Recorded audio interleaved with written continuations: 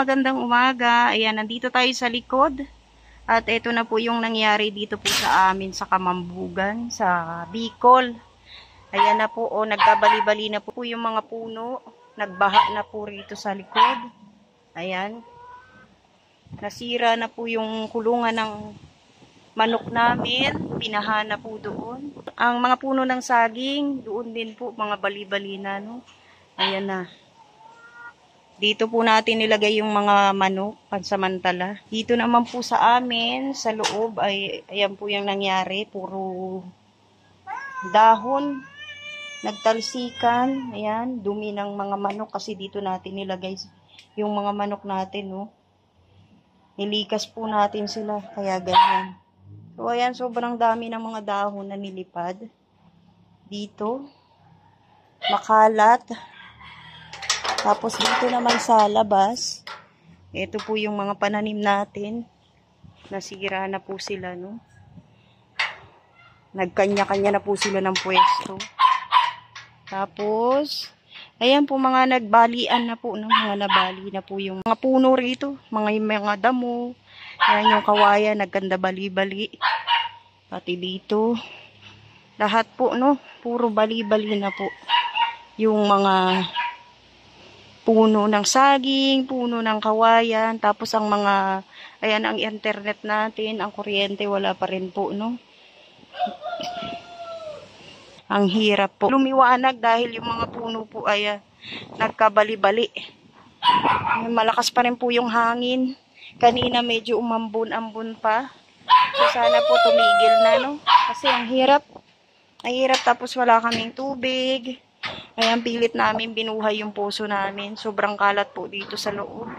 Marami po tayong dapat linisin, ayusin. No? Sobrang kalat, oh. Halika na rito. Tahol ng tahol, eh. Oh.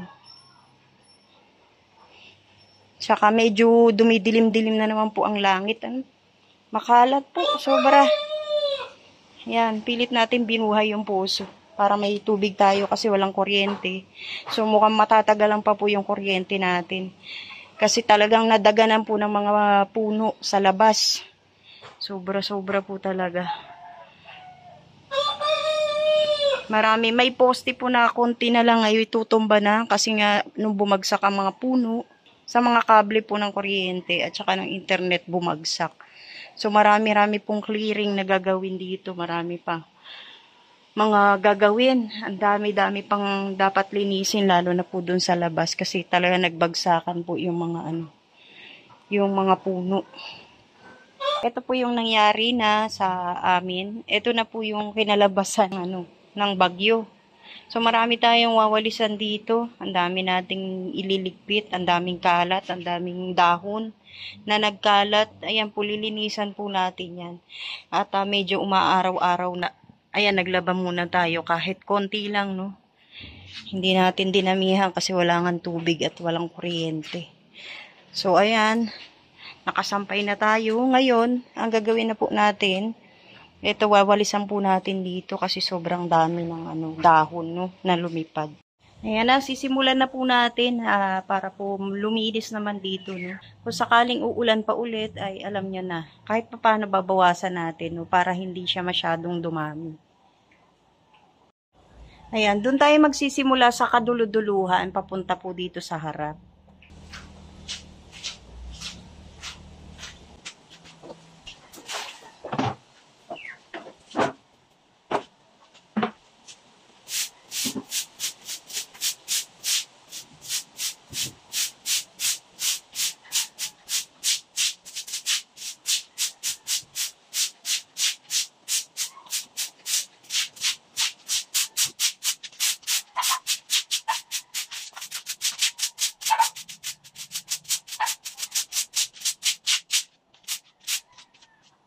Ayan, umuulan na naman po. Naku. Pero hindi naman po siya ganun kalakas at wala naman po masyadong hangin. Yung hindi pa po tayo tapos maglinis, pero umuulan na naman po.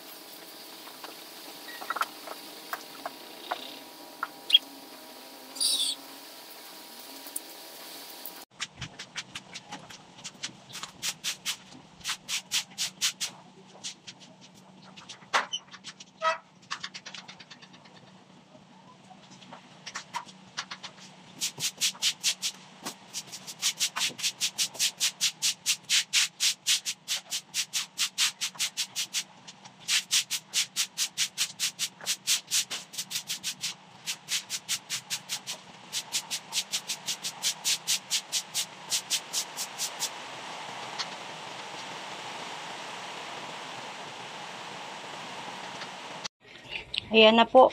Natanggal na po natin yung mga dahon. Tinapon natin dun sa labas.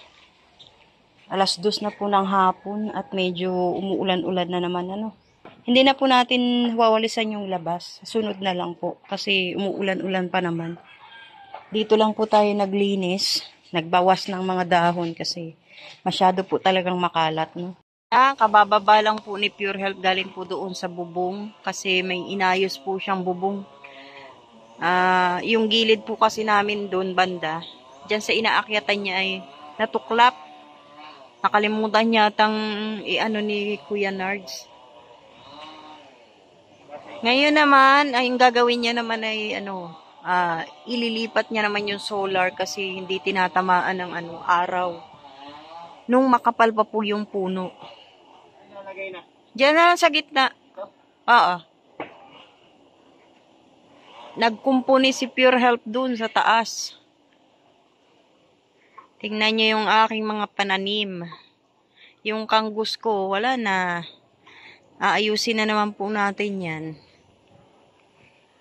Sirang-sira na talaga pati yung oregano ko, wala na rin. Na-wash out na. Nasira na lahat ng pananim. Ayan na po yung nangyari. Nahiga na lahat ng mga damo ng puno. Yan. Ililipat niya lang ng konti. Kasi hindi naaarawan dun. Kaya lang yung puno na makapal, ayan manipis na siya. Bahala ka. Kung saan mo gustong ilagay. Malinis na po yung ating garahe. Yung garahe ni Pure Health. Natanggalan na po natin ang mga dahon na lumipat. Dahil po sa lakas ng hangin. Yan, malinis na dito.